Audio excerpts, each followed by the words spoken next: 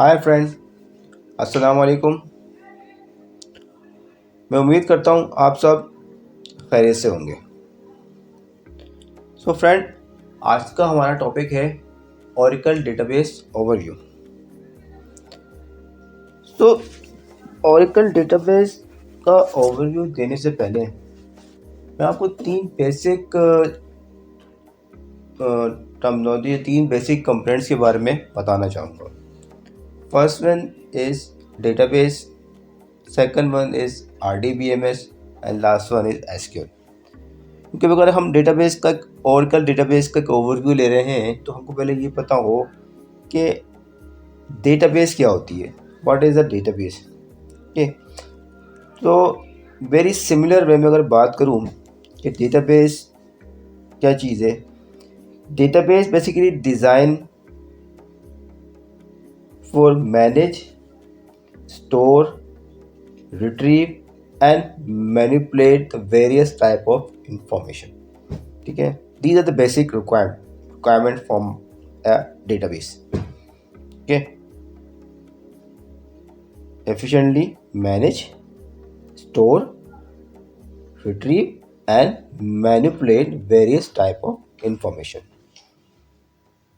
किसी भी डेटाबेस की अगर हम बात करें तो ये चार फंक्शंस हमें एक डेटाबेस से रिक्वायर्ड होंगे। ठीक है, अच्छा, अब हम बात करते हैं कि व्हाट इज़ दी RDBMS। तो RDBMS बेसिकली क्या चीज़ है। RDBMS ने हमको, अगर हम बात करें, RDBMS stand for relational database management system. ठीक है, RDBMS बेसिकली एक सॉफ्टवेयर है जो कि डिज़ाइन किया गया है इन्हीं चीज़ों के लिए, जैसे मैंने आपको बताया, डेटाबेस की manage, store, retrieve and manipulate the data. तो इन फंक्शंस को परफॉर्म करते हुए हमने इंश्योर करना है कि हमारी integrity, security and consistency maintain कर सकें। तो ये स्टैंडर्ड्स, ये रूल्स RDBMS के थ्रू हम अप्लाई करेंगे। ठीक है, मतलब डेटाबेस हमारे पास आ गई कि डेटाबेस के अंदर हमने इंफॉर्मेशन को मैनेज कर रहे हैं, स्टोर कर रहे हैं, उसको रिट्रीव कर रहे हैं, उसको मैनिपुलेट कर रहे हैं। अब उन इंफॉर्मेशन को, जो हम इन तमाम फंक्शंस को अप्लाई कर रहे हैं, उन चीज़ों को किस तरीके से करना चाहिए।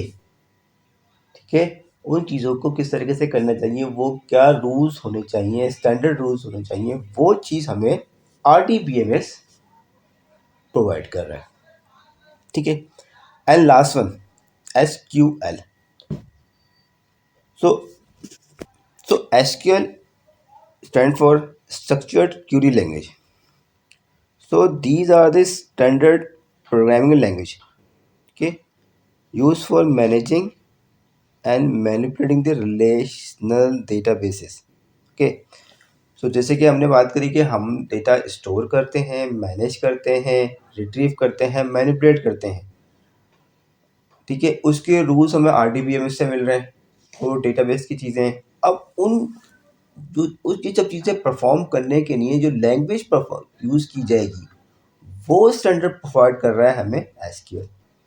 तो ठीक है, मतलब कि लेट्स सपोज हमने कम्युनिकेट करना है, उसको कम्युनिकेट किस तरीके से करना है, उस कम्युनिकेशन के स्टैंडर्ड्स जो है वो हमें SQL प्रोवाइड करेंगे। लेट्स सपोज मैं बात करता हूँ, रिट्रीव करना है, तो रिट्रीव करने के लिए मुझे लैंग्वेज किस तरीके की इस्तेमाल करनी चाहिए, वो हमें SQL बताएगा। लेट्स सपोज मैं रिट्रीव कर रहा हूँ तो मैं लिखूँगा सेलेक्ट। ठीक है, अब मुझे सेलेक्ट करना है तमाम के तमाम कॉलम्स, लिखूँगा सेलेक्ट स्टैटिक।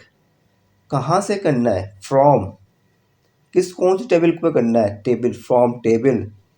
क्या कंडीशन है, where, column equals to and value लगानी।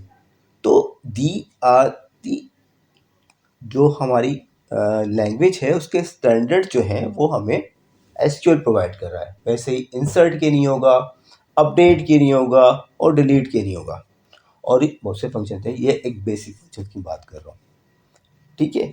तो database, RDBMS and SQL, these are these three components are related to each other. Okay, database अगर हम बना रहे हैं तो डेटाबेस किस तरीके से काम करनी चाहिए उसको, उसके रूल हमें RDBMS दे रहा है, और RDBMS डेटाबेस से किस तरह बात करेगा, ठीक है, कौन सी लैंग्वेज इस्तेमाल करते हुए बात करेगा, वो हमें SQL प्रोवाइड कर रहे हैं।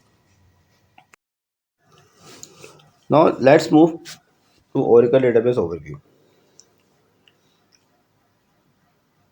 ओरेकल डेटाबेस क्या है और ओरेकल डेटाबेस किस तरीके से अपने ऑपरेशन परफॉर्म करती है, ठीक है। तो एक एग्जांपल से चलते हैं हम, कि हमारे पास हमारा कंप्यूटर है, हमारा कुछ सर्वर मशीन है, ये हमारी नोटबुक है, ठीक है। तो हमारे नोटबुक या हमारा सर्वर मशीन होगी तो उसमें हमारी रैम है, हमारे CPU है और हमारी हार्ड डिस्क, ये तीन मेन बेसिक कंपोनेंट्स होते हैं एक कंप्यूटर को एग्जीक्यूट करने के लिए, ठीक है। अच्छा, उसके ऊपर हम इंस्टॉल करते हैं अपना ऑपरेटिंग सिस्टम। ऑपरेटिंग सिस्टम में हमारी लिनक्स भी हो सकती है, विंडोज़ भी हो सकती है, और भी बहुत सी ऑपरेटिंग सिस्टम्स हैं जो कि हम उस पर इंस्टॉल कर सकते हैं, ठीक है। फिर हम ऑपरेटिंग सिस्टम जब इंस्टॉल हो जाएगा तो उसके बाद हम बात करते हैं ओरेकल इंस्टेंस। सपोज हमने हमारे पास एक मशीन है, हमारे एक सर्वर मशीन थी, उस सर्वर मशीन के ऊपर हमने ऑपरेटिंग सिस्टम इंस्टॉल किया ओरेकल लिनक्स 8 या रेड हैट आप लिनक्स 8 ले लें, हमने उसके ऊपर इंस्टॉल कर ली, ठीक है। फिर उसके बाद हमने इंस्टॉल करना है ओरेकल डेटाबेस। हम एक सॉफ्टवेयर डाउनलोड कर लेंगे ओरेकल की साइट से, आप इजीली डाउनलोड हो जाएगा, उसमें से आप ओरेकल का डेटाबेस का सॉफ्टवेयर इंस्टॉल कर लें। आपने डाउनलोड कर लिया, डाउनलोड करने के बाद अपनी मशीन के ऊपर आप जहाँ पे आपने इसको इंस्टॉल करना है उस मशीन को आप ले जाएं और वहाँ पे उसका डेटाबेस सॉफ्टवेयर इंस्टॉल कर लें, ठीक है। अभी आपने क्या है, डेटाबेस का सॉफ्टवेयर उसमें इंस्टॉल कर लिया, उसने वहाँ पे आपके पास बाइनरी इंस्टॉल हो गई, ठीक है। जैसे कि आपने कोई भी सॉफ्टवेयर इंस्टॉल करते हैं, विंडोज़ पे इंस्टॉल करते हैं, तो सॉफ्टवेयर की इंस्टॉलेशन हो गई, वैसे ही आपने डेटाबेस की इंस्टॉलेशन हो गई। अच्छा, अब आती है हम डेटाबेस क्रिएशन की बात करते हैं। मैं पहले आपको क्रिएशन की बता रहा हूँ कि क्रिएट किस तरह से होनी है, फिर आपको उसके प्रोसेस के बारे में बताऊँ, ठीक है। फिर डेटाबेस हमने क्रिएट करी, डेटाबेस का नाम दे दिया हमने ORCL डेटाबेस है, ओरेकल का एक हमारा मेथड है जिसको इसको यूज़ करते हुए ओरेकल का, उससे हमने डेटाबेस को क्रिएट कर लिया, ठीक है।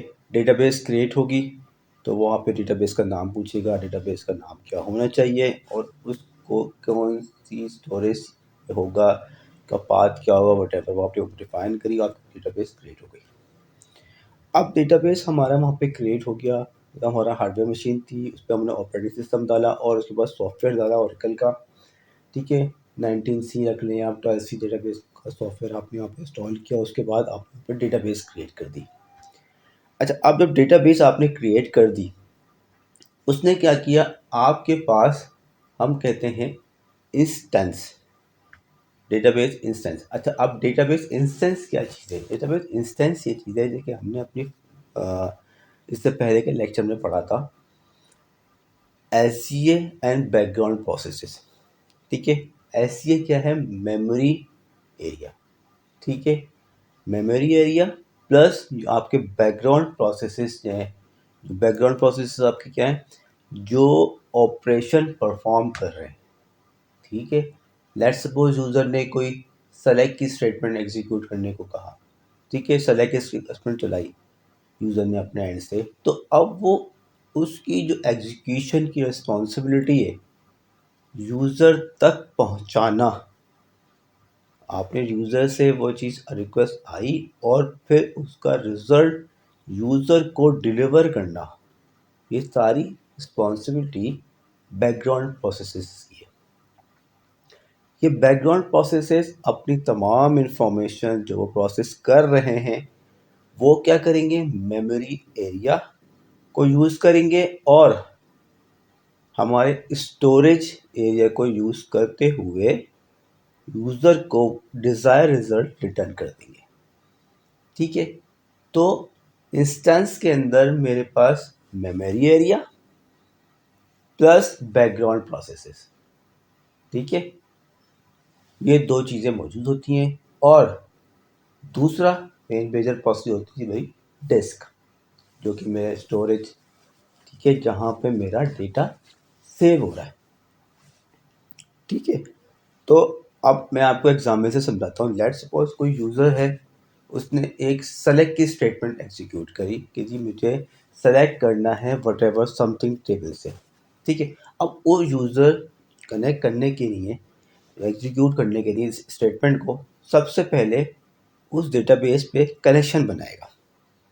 ठीक है, अभी हम बाकी चीज़ें के बाद हम कनेक्शन बनाने की बात करते हैं। डेटाबेस से कनेक्शन बनाना है हमने, तो डेटाबेस पर कनेक्ट करने के लिए मुझे उस डेटाबेस का नाम चाहिए, उस डेटाबेस की आईपी चाहिए, ठीक हो गया, उस डेटाबेस की पोर्ट चाहिए। ठीक है, वो डेटाबेस कौन सी पोर्ट पे चल रही है। ठीक है, और यूज़र आईडी चाहिए और पासवर्ड चाहिए।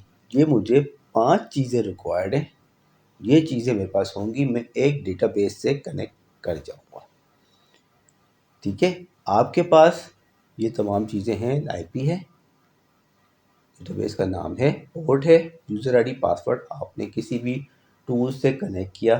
ठीक है, अभी हम बात करते हैं पीएल एसक्यूएल का टूल है। ठीक है, पीएल एसक्यूएल का टूल है, आपने उससे अभी तमाम चीज़ें उसमें एंटर करी, तो क्या करेगा, वो जो ओरेकल क्लाइंट, जो भी आप क्लाइंट चल रहा है या जेडीबीसी आप यहाँ यूज़ कर रहे हैं, वो उस पर्टिकुलर जो आपने आईपी दी है उस पोर्ट पे जाएगा। ठीक है, वहाँ पे जाने के बाद आपके सबसे पहले आपकी आईपी जहाँ आपको रिक्वायर्ड है वहाँ पर देख लेगा, यही सेम आईपी, फिर आपके ऑथेंटिकेशन को चेक करेगा। ठीक है, आप ऑथेंटिकेट हैं, वो यूज़र आईडी पासवर्ड आपने डाला है, तो अब आपको ओरेकल इंस्टेंस के अंदर एंट्री अलाउ करेगा। ठीक है, ताकि आप ऑथेंटिक हो गए और फिर आप अलाउ हो जाएंगे ओरेकल इंस्टेंस के साथ कम्युनिकेट करने के। ठीक है, इस ओरेकल इंस्टेंस से बाहर कुछ प्रोसेसेस हैं जो कि इस ओरेकल इंस्टेंस से आपको कम्युनिकेट करवाएंगे। ठीक है, मैं जस्ट एग्जांपल देखिए बात करता हूँ। तो लिस्टर का एक प्रोसेस है, उसको हम बाद में डिस्कस करेंगे वो क्या होता है। वो लिस्टर का प्रोसेस है जो इंस्टेंस के बाहर मौजूद है। ठीक है, वो क्या, उसका काम ये है कि यूज़र जो आएगा उस यूज़र को चेक करेगा ये सही पोर्ट पे आया है और उसको उस डेटाबेस पे लेके जाएगा, उसकी ऑथेंटिकेशन क्लियर करवाएगा। अगर वो यूज़र ऑथेंटिक यूज़र है तो उस यूज़र को उस इंस्टेंस के अंदर अलाउ कर देगा। ठीक है, उस इंस्टेंस के अंदर अलाउ हो गया। अब यूज़र की जो कम्युनिकेशन है वो इंस्टेंस के थ्रू होगी। ठीक है, तो बेसिकली क्या है, ओरेकल इंस्टेंस क्या चीज़ है, यू यही काम कर रहा है कि जो भी आपके ऑपरेशंस, आपका जो भी टास्क है उसको परफॉर्म कर रहा है। ठीक है, विद दी हेल्प, जैसे मैंने आपको बताया, बैकग्राउंड प्रोसेसेस और मेमोरीज के थ्रू यूज़ करता हुआ। ये इंस्टेंस में आपके क्या है, बैकग्राउंड प्रोसेसेस है और मेमोरी स्ट्रक्चर है। यूज़र आया, बैकग्राउंड प्रोसेस लिसनर के थ्रू आया, तो एक बैकग्राउंड प्रोसेस ने उसको चेक करवाया, अलाउ हो गया। बैकग्राउंड प्रोसेस के यूज़र प्रोसेस का और बैकग्राउंड वापस की डायरेक्ट कम्युनिकेशन हो गई।